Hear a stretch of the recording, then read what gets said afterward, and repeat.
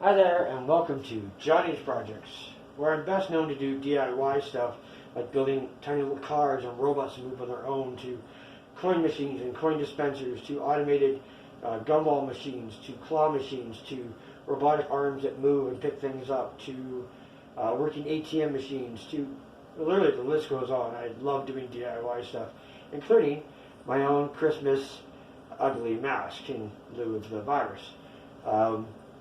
But today I want to build something different. So for that, I have this cutting board. It's starting to lose its luster and muster, and its sheen and its shine, and it's starting to crack. You can use wood glue to fix the cracks up and just sand it down a little bit. And also to finish it up, you can use Watco Butcher Block oil and conditioner made with pure and natural minerals. Works really well. Apply a couple coats. Let it sit dry for 5 to 6 hours. Use gloves. It is 100% safe for food.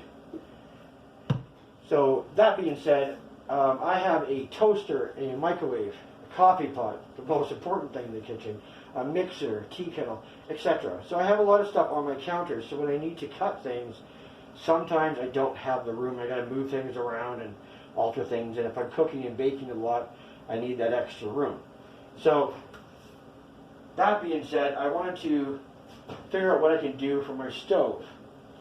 So, this is what I created. So I built a brand new cutting board, not very heavy. It's got handles on it.